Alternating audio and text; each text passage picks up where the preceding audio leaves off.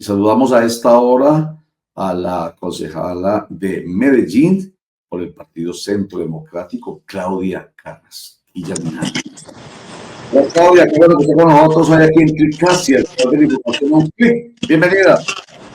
Hola Roger, hola Germán, ¿cómo están? Un buen día para ustedes, al igual que para los cibernautas que a esta hora se encuentran conectados viendo este programa tan ecuánime, como siempre se lo he dicho. Sí, Usted es el señora. caballero del periodismo.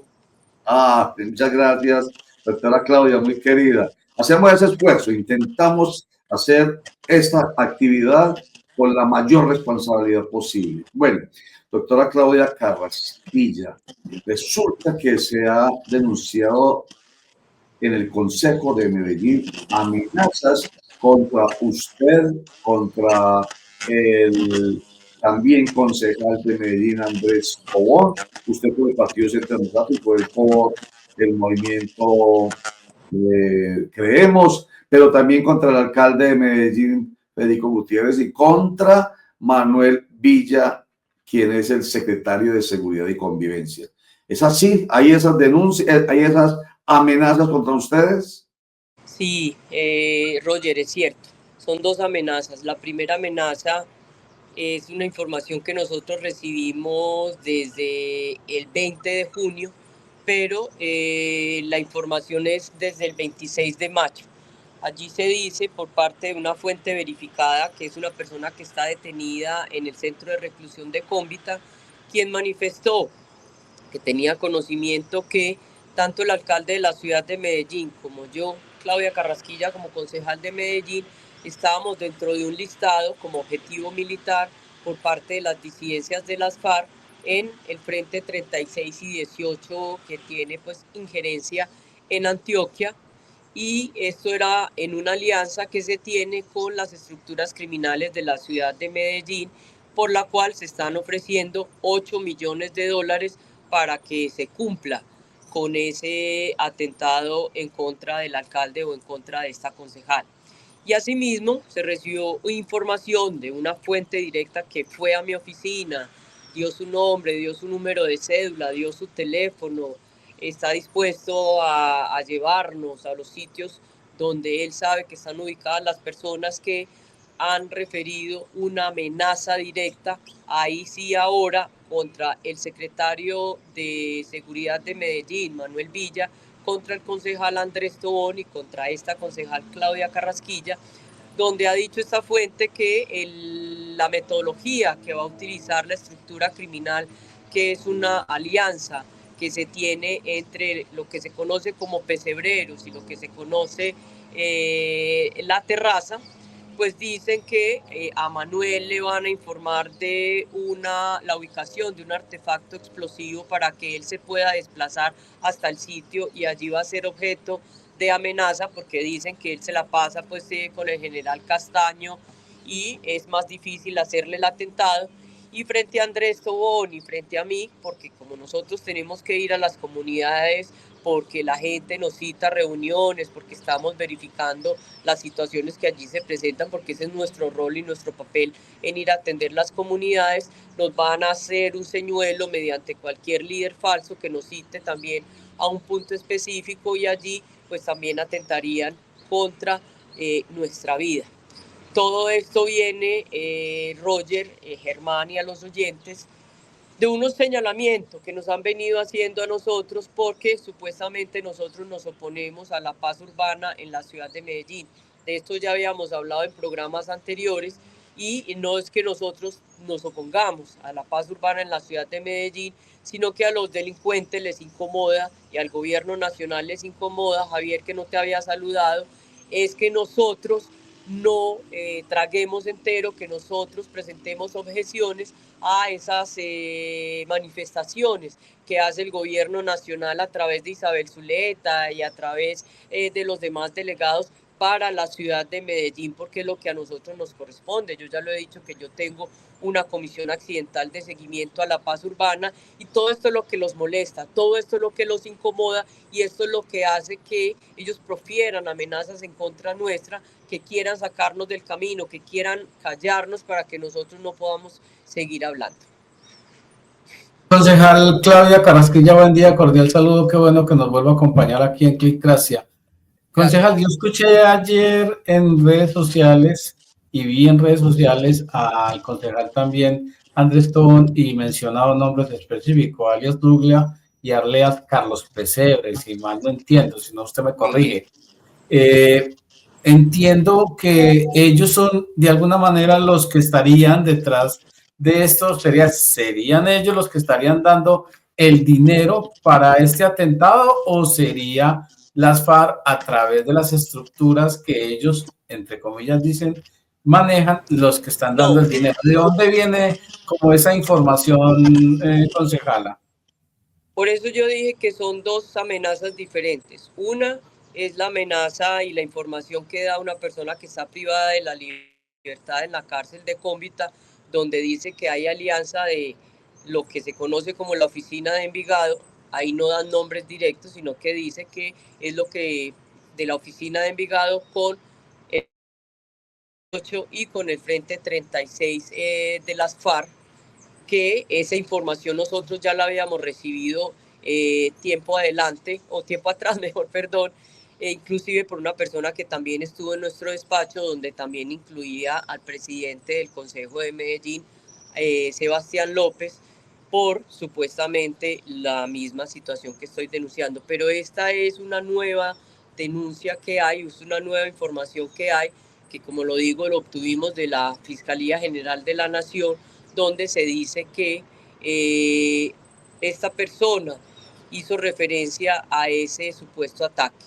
Pero también se recibe una segunda información por una fuente verificable que acudió a la curul que yo presido, donde nos puso en conocimiento de esta situación que se venía presentando, nos alertó frente al posible ataque del cual íbamos a ser objeto las 13 personas, el secretario, el concejal Andrés Tobón y yo, frente a una alianza también entre los pesebreros y la terraza, quiere decir en representación de Carlos Pesebre, y la terraza, que su vocero es alias Douglas, para hacernos un atentado. Entonces son dos cosas diferentes, pero que tienen un mismo fin.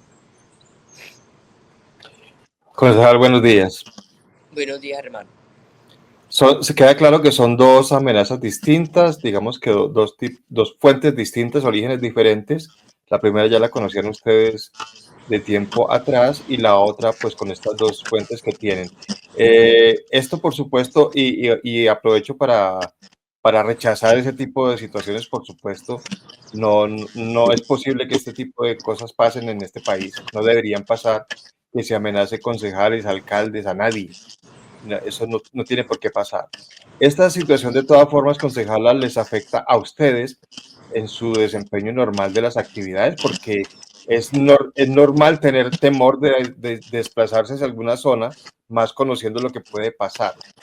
¿Se ha reforzado de alguna manera la seguridad de ustedes en los desplazamientos o han decidido ustedes por cuenta propia disminuir la presencia en las comunidades, concejala?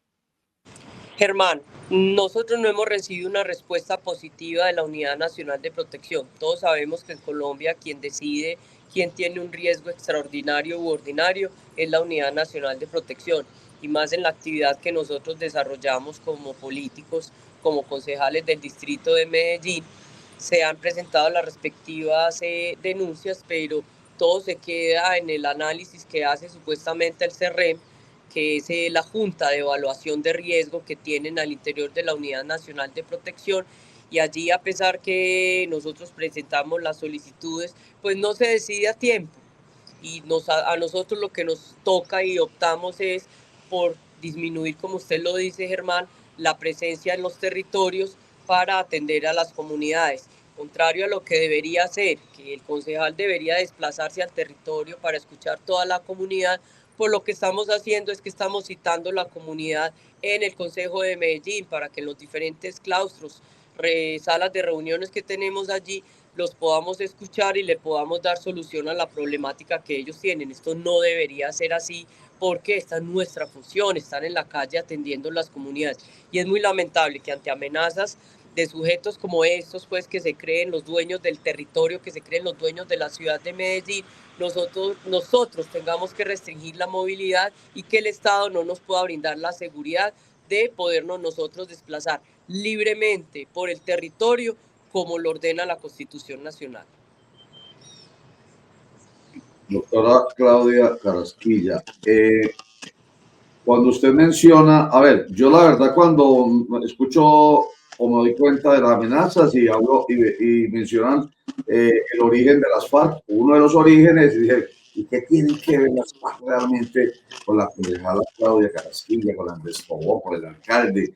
Pero cuando se habla de la terraza, de los pesebreros, de la oficina, dice, inmediatamente sí conecta, y usted lo acaba de plantear, con ese proceso de paz total del presidente Gustavo Petro, que para que sea total ha buscado que sea también paz urbana, con estos grupos criminales de alto impacto, que son los que han venido viendo desde hace tantos años, más de 3 o 4 décadas, en Medellín y el valle de Aburrá. Es ahí cuando dice, bueno, de pronto están molestos por la reacción contraria, a propósito incluso de esta reunión que se llevó a cabo en la Alpujarra en días pasados, en la que estuvieron presentes 9 de esos voceros que están recluidos en la cárcel de mediana y máxima seguridad de Itagüí. Entonces, ahí es cuando quiero yo preguntarle, ¿usted realmente cuál es la posición que tiene sobre ese proceso de paz urbana? ¿Cree usted o no cree usted que realmente pueda ser posible a través de estas personas, de estos voceros que tienen el nexo con las calles y con los que están mandando en las calles, que sea posible que se pueda bajar el nivel de tensión del conflicto en los barrios de Medellín y Valle de Aburrá? ¿Eso no es posible?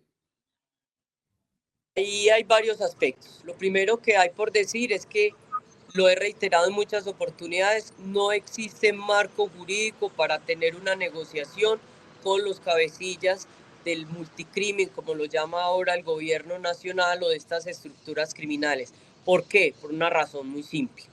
Porque la Constitución Política y esa ley 2272, que es la ley de paz total que profirió el presidente Gustavo Petro, no admite ni permite en ninguno de sus articulados la negociación con el crimen organizado. Estas negociaciones se pueden llevar adelante con grupos al margen de la ley como los GAO, que es las disidencias de las FARC, que es el ELN, inclusive hasta el mismo Clan del Golfo, porque son grupos beligerantes, porque son grupos de oposición al gobierno nacional, supuestamente. El crimen organizado tiene otra dinámica muy diferente, ellos no tienen el estatus político y por eso no pueden negociar. Pero además de todo, resulta que esos 17 cabecillas que están sentados en las mesas de los diálogos sociojurídicos, todos están condenados. Y cuando ellos están condenados, la Constitución Política tampoco permite que haya ningún tipo de beneficio ni ningún tipo de negociación, porque este tipo de diálogos y este tipo de sometimiento, ¿qué es lo que busca? Claro, bajarle el impacto a la criminalidad en una ciudad. En este momento estamos hablando de la ciudad de Medellín. Entonces, lo que se hace dentro de la negociación es que el gobierno nacional le pide a la Fiscalía General de la Nación que levante las órdenes de captura que hay para esas personas que se van a sentar a dialogar. Por eso lo estaban haciendo con una facción de Clan del Golfo, de Chiquito Malo, y no me acuerdo quién estaba ahí más. Por eso le han levantado las órdenes de captura al ELN, algunos disidentes de las FARC, y esto es lo que permite el marco de negociación. Pero con el crimen organizado y con estas personas que ya están condenadas, no hay ninguna posibilidad. Y eso es lo que les molesta cuando uno se los hace saber, cuando uno se los dice.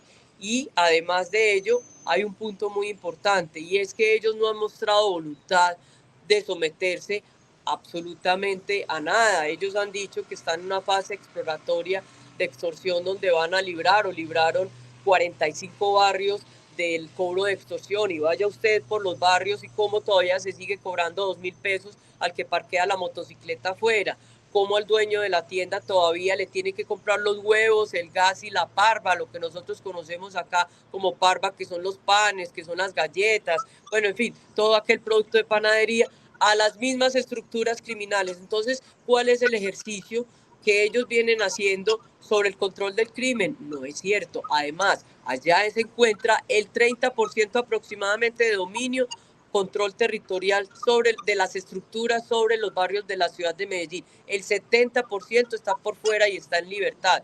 Entonces ellos no tienen realmente cómo garantizar que en la ciudad de Medellín pueda existir una paz, pueda existir un sometimiento, un acogimiento por parte de ellos para que los delitos no sigan existiendo. Aquí hay indicadores de homicidio que nuevamente están creciendo, el hurto no se ha podido combatir, el secuestro sigue presentándose, aunque de forma muy esporádica, la extorsión, como lo veníamos diciendo. Entonces, realmente, este proceso de paz fracasó para la ciudad de Medellín, y esto es lo que molesta, esto es lo que incomoda cuando nosotros lo decimos. Ahora, hay otra situación. Yo se lo he preguntado directamente a Isabel Zuleta y a los mismos criminales. Listo, pongamos que en el mejor marco del escenario podamos lograr una negociación y logremos un sometimiento de ustedes cambiando la Constitución. ¿Quién va a controlar los territorios en los que ustedes tienen controles? Porque el crimen nunca se va a acabar, y por esta negociación el crimen no se va a acabar.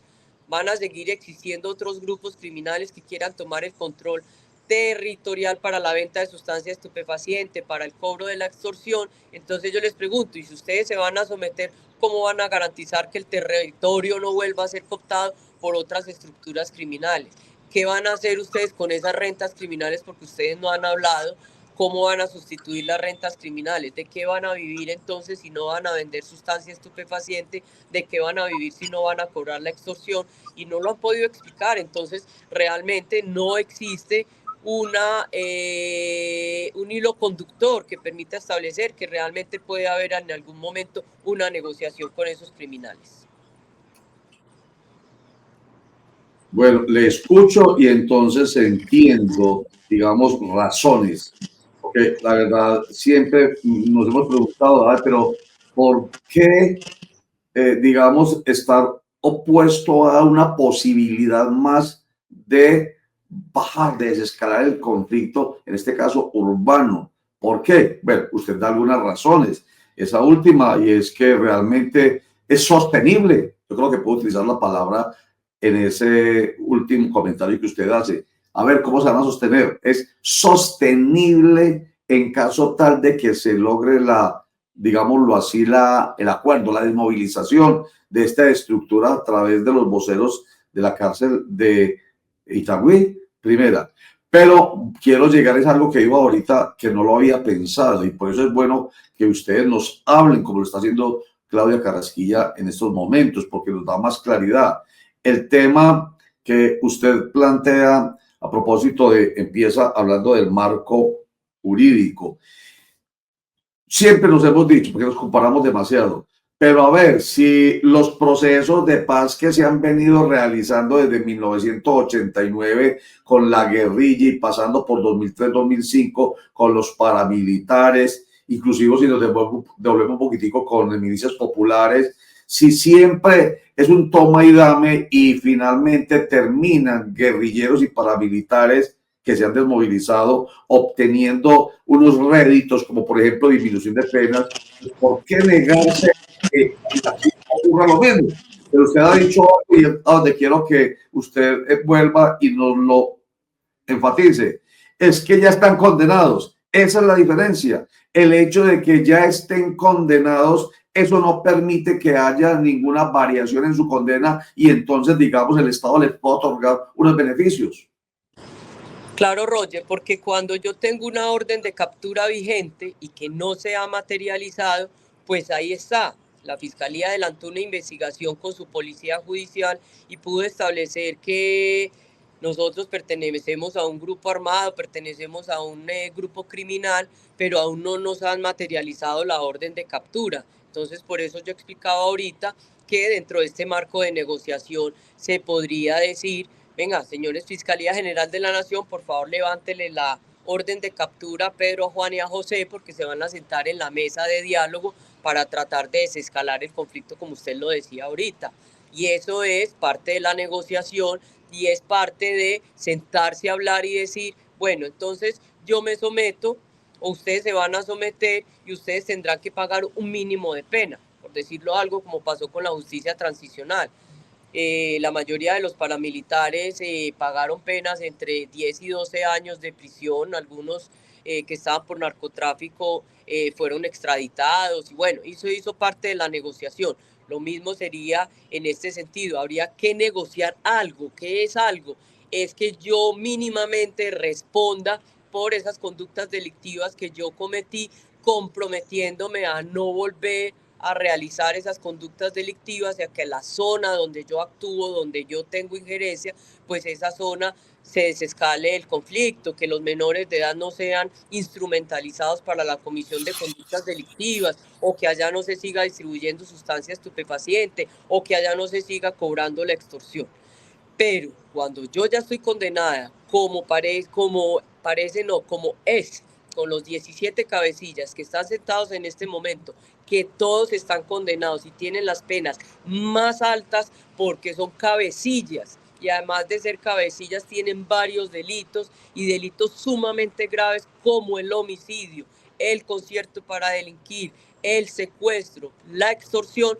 Ya no hay forma de negociar porque ya hubo un proceso, una condena, una aceptación de cargos, porque muchos de ellos aceptaron los cargos. Entonces ahí habría que entrar a modificar la Constitución Nacional, porque habría que entrar a decir que un juez de la República, que fue el que finalmente lo condenó cuando fue vencido en juicio, o porque aceptó los cargos ante la Fiscalía y eso permitió que se le profiriera una sentencia condenatoria, levantar esa sentencia condenatoria para que entre a negociar.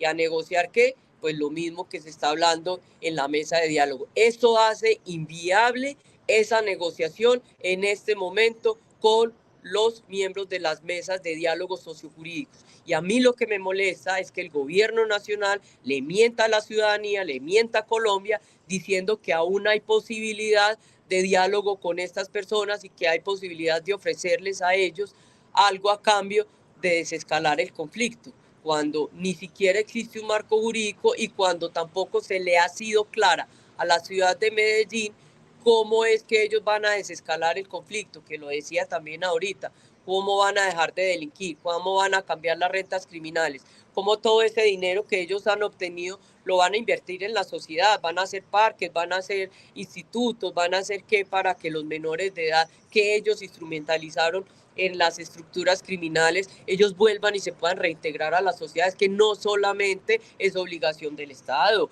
también ellos tienen una responsabilidad porque ellos fueron los que los instrumentalizaron. Claro, hay un fallo del Estado porque el Estado tenía que protegerlos, pero ellos también porque la Constitución dice que todos estamos llamados a proteger a la infancia y ellos no lo han hecho. Entonces eso hace, y de pronto me extendí un poco en la explicación, pero eso hace que sea imposible en este momento una negociación. Y por tiempos tampoco da, porque a pesar que el ministro de Justicia acaba de erradicar un sancocho y una colcha de retazos donde metió a todos los tipos de criminales que tenemos en Colombia para una supuesta negociación o un marco jurídico para negociar, tampoco hay ni tiempo ni tampoco está bien estructurado, porque realmente apunta es a los temas económicos, donde se ha resaltado que se va a permitir que ellos tengan el 12% de las propiedades que denuncien. ¿Quién va a denunciar el capital que ellos han recogido durante años? Y por eso es que se inician las investigaciones por testaferrato y por enriquecimiento ilícito, porque ninguno de los bienes está a nombre de ellos, y por eso es que se inician también esas investigaciones. Entonces realmente la carrera, el afán que tiene el gobierno nacional de demostrar una paz que no existe, los ha llevado a cometer una serie de errores que finalmente terminan por decir, nosotros no somos los responsables de este desastre, sino que los responsables son los que dicen la verdad. Concejala, aludiendo al tema de que usted habla, quiero que me explique un poco qué acciones tomó, va a tomar o está tomando usted en relación con las declaraciones que en su momento dieron cuando salieron al acto en el que estuvo aquí el presidente Gustavo Petro, Douglas y Carlos Peselli, según las cuales usted, cuando era miembro de la Fiscalía, hacía falsos positivos judiciales. ¿Qué tiene que decir sobre eso? ¿Usted ha emprendido alguna acción legal frente a ese tema? ¿Cuál es la explicación suya sobre este asunto? Ya los tengo denunciados, Javier, por injuria y calumnia, porque ellos tendrán a mí que venir a demostrarme cuáles son los falsos positivos que yo realicé, cuáles son todas esas acciones ilegales en las que yo incurrí, porque yo tengo mi conciencia tranquila que yo he realizado mi actividad de manera transparente, de manera honesta, que contrario a lo que ellos pretenden deslegitimar en mi trabajo, lo hice correctamente, lo hice adecuadamente y eso me ha permitido que en un inventario que yo tengo y que puede sonar demasiado pretencioso, yo tengo en mis archivos más de 1.000 personas condenadas por pertenecer a estructuras criminales, entre funcionarios públicos, entre cabecillas de estructuras criminales, entre miembros de estructuras criminales, abogados que han estado al servicio de las estructuras criminales, y todo ese trabajo lo hice a punta de prueba técnica, interceptaciones de comunicaciones, vigilancia electrónica y agentes infiltrados, y no utilizo testigos. Concejala, dos preguntas. La primera es, entonces las amenazas podrían venir precisamente por esa oposición suya y de otros concejales al tema de la paz total, según lo que usted nos está explicando, las justificaciones que usted nos está entregando, esa es una. Y la otra es, no hay una, se pedía siempre, cada vez que hablamos de estos temas de los procesos con estas bandas, con estos grupos delincuenciales, que faltaba un marco jurídico, entonces aparece ese nuevo proyecto que radicó el Ministerio de Justicia y habla del porcentaje de las ganancias que ellos hayan obtenido durante su vida criminal, pues que eso respondería un poco de qué se van a financiar, que no entreguen todo sino una parte, y también incluye a otros grupos delincuenciales.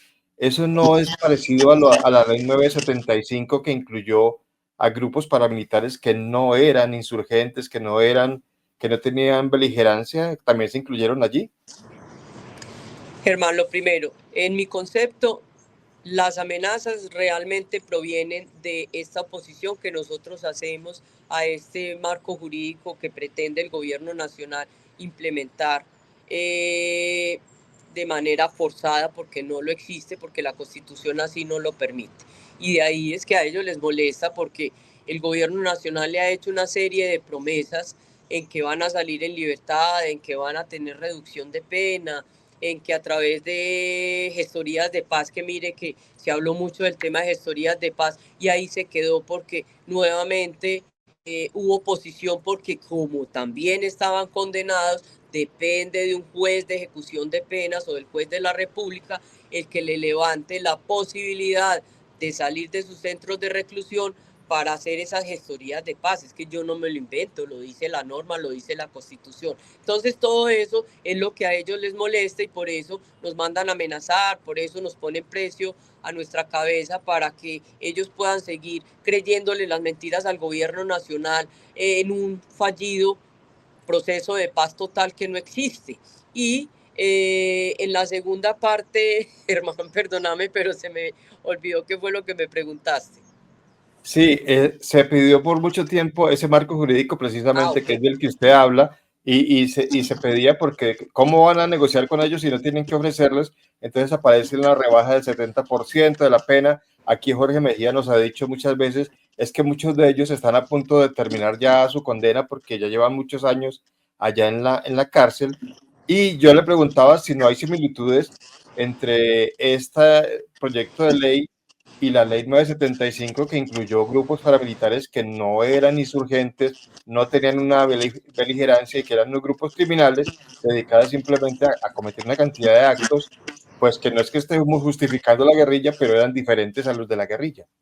Es que recuerde, Germán, que la ley 975 se vinculó inicialmente a los que pertenecían a los grupos paramilitares. Con ellos se llegó a un acuerdo de sometimiento, no de sometimiento, sino de beneficios de una pena mínima de 8 años de prisión para personas que no estaban condenadas, sino personas que también decidieron acogerse a la ley 975.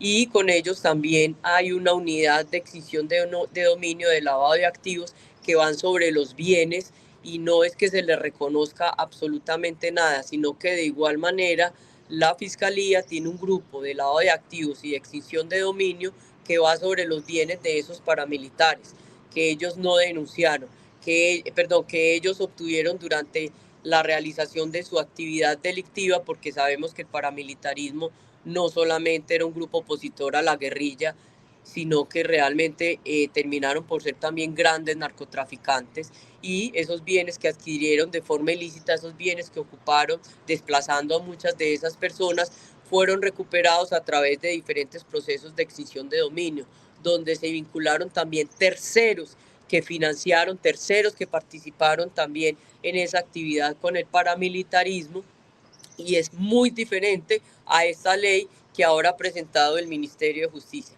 La verdad, yo no la he terminado de leer, pero la he estudiado por encima, y créanme que si la 2272 no se pudo aplicar en Colombia, esta ley sí que menos, que va a tener un soporte jurídico serio que permita traer un tipo de negociación con estructuras criminales, porque es una colcha de retazos en la que incluye a todos los grupos criminales que tenemos en Colombia, llámese GAO, llámese GDO, llámese GDSO, llámese disidencias.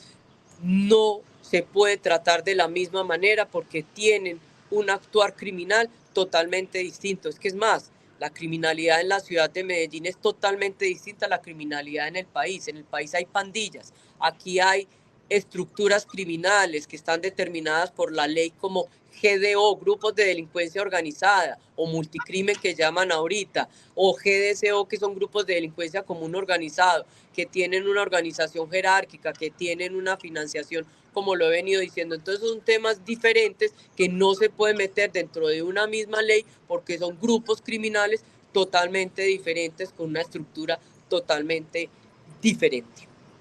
¿Cuál es? Permítanos, antes de que le haga la pregunta siguiente, leemos un internauta nuestro televidente, Yomar Benítez, dice: qué bueno que alguien que es concejal, que fue fiscal, que es parte de la administración y que tiene críticas contra la legalidad, tenga tan claro el mapa criminal de la ciudad. Exactamente. Gracias, Yomar Benítez, por el comentario. Qué bueno que alguien como Claudia Carrasquilla, que fue fiscal y que ahora es miembro del Consejo de Medellín, que no necesariamente es de la administración, debería estar obviamente al otro lado, pero no es legislativo. Vale la precisión, porque no es un miembro del Consejo del Poder Legislativo, no. El Consejo sigue siendo dentro de la estructura administrativa. Dice, la pregunta para usted que le hace, bueno, adelántese la pregunta, yo le hago enseguida la mía.